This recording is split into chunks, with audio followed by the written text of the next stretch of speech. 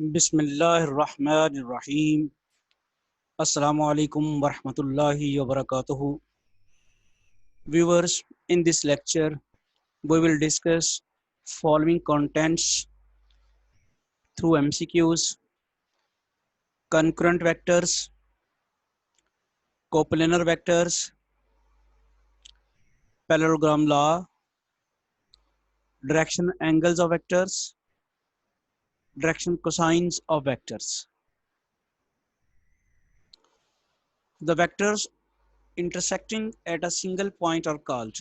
जो vectors एक point के ऊपर intersect करें तो उनको हम कहते हैं concurrent vectors. The vectors lying in the same plane are called, एक ही plane में lie करने वाले vectors जो हैं वो coplanar vectors कहलाते हैं. The vectors which are not lying in the same plane are called the, obviously इनको फिर non coplanar vectors कहेंगे जो एक ही plane में lie नहीं करते. The resultant of two vectors acting along the adjacent sides of a parallelogram is the diagonal of the parallelogram. This is called. इस question की स्टेटमेंट ये है कि अगर दो जुड़ी हुई साइडों के साथ दो वेक्टर्स लगे हुए हों पैरेललोग्राम के, तो पैरेललोग्राम का डायगोनल जो है वो उन दो वेक्टर्स का रिजल्टेंट होता है. तो इसको हम कहते हैं parallelogram law of vector addition.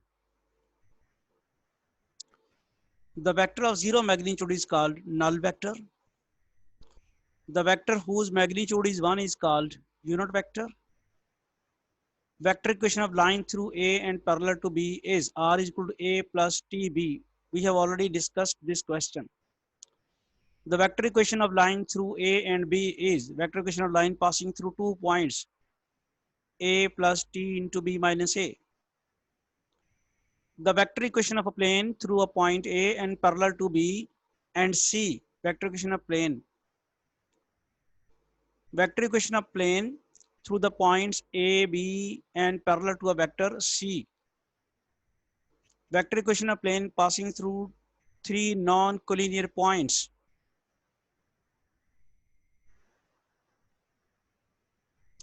Two vectors are perpendicular if and only if their scalar product is. उनकी scalar product अगर zero हो तभी perpendicular होते हैं वो. A cross B plus C. अब ये देखें क्रॉस प्रोडक्ट जो है डिस्ट्रीब्यूटिव होती है. A cross B plus A cross C आना है जवाब इसका. A क्रॉस B प्लस ये तो नहीं है, फिर A क्रॉस B प्लस वो भी नहीं है, A क्रॉस B प्लस ये भी नहीं है. अब देखें एक आंसर यहाँ है, जो आंसर है आना ये था A cross B plus A cross C. अब वो आंसर मौजूद नहीं है, लेकिन A क्रॉस C जो है वो बराबर होता है माइनस C क्रॉस A के. तो फिर इसका आंसर ये मौजूद है यहाँ पे, क्योंकि यहाँ आना चाहिए था plus A cross B, A cross C, A cross B plus A cross C, लेकिन वो माइनस C क्रॉस A किया है. क्योंकि A क्रॉस C को उल्ट कर देंगे तो माइनस C क्रॉस A हो जाएगा. If A and B are position vectors of the points A and B respectively, then the position vector of the midpoint of the join AB is. तो A और B के जो points हैं उनके position vectors अगर A और B हैं तो उनके मिड पॉइंट का जो पोजीशन वेक्टर होगा वो A प्लस B/2 होगा. If a vector R makes angles alpha, beta, gamma with x axis, y axis and z axis respectively, then these angles are called, इनको हम डायरेक्शन एंगल्स कहते हैं.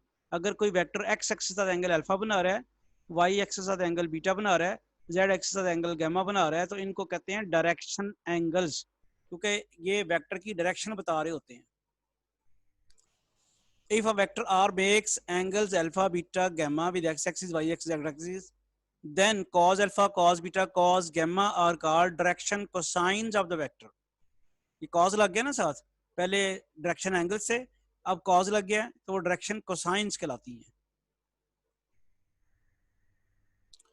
If alpha, beta, gamma are the direction angles of a vector R, then ये बड़ा important result है, उनकी direction cosines का sum of the squares of direction cosines is always equal to 1.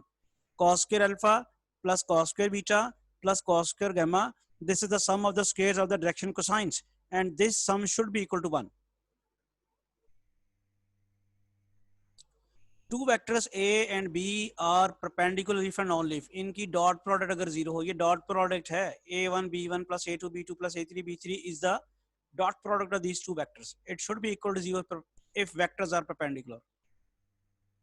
If vectors I minus j plus k I minus 2j minus 3k 3i minus tj plus 5k are coplanar, then t is equal to this.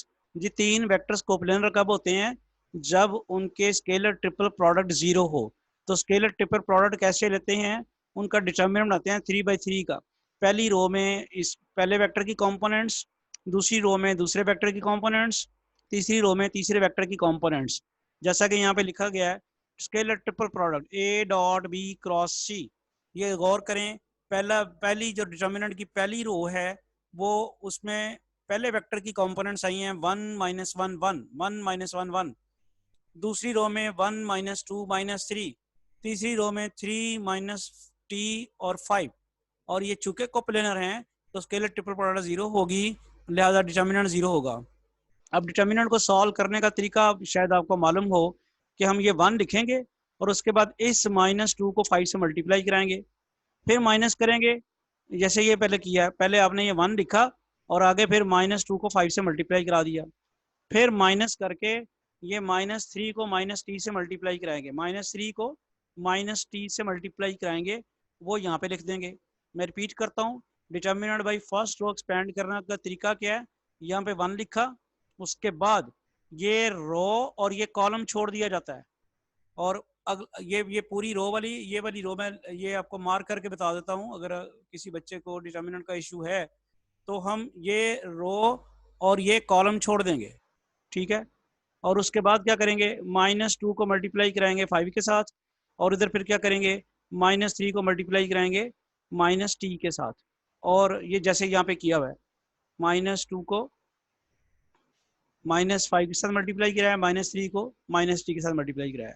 इसके बाद अगला step है minus लिखना है, और minus लिखने के बाद -1 ये लिखना है। और मैं ज़रा इसको ये वाला माइनस आपने -1 लिखना है, और फिर आपने क्या करना है, आपने फर्स्ट रो और आपने सेकंड कॉलम छोड़ना है। इसको फिर देख लें, आपने फर्स्ट रो तो वैसे ही छोड़ी होनी चाहिए ना, क्योंकि आप फर्स्ट रो से एक्सपेंड कर रहे हैं। तो जब आप सेकंड कॉलम छोड़ेंगे तो फिर आप ये फर्स्ट सेकंड कॉलम छोड़ दिया, ये फर्स्ट रो छोड़ दी। अब आपके पास एंट्रीज कौन सी बची हैं, ये वाली। इसको 1 को मल्टीप्लाई कराना है 5 के साथ, और अगला स्टेप क्या होगा जी, -3 को मल्टीप्लाई कराना है 3 के साथ, जैसे पहले किया था हमने। और फिर ये रिजल्ट हम यहाँ पे लिखेंगे -1 करके 1 × 5 प्लस 3, ये माइनस आना था लेकिन वो -3 है तो +3 हो जाएगा, 3 × 3। इसके बाद फाइनली आपने करना ये है कि ये जो आपका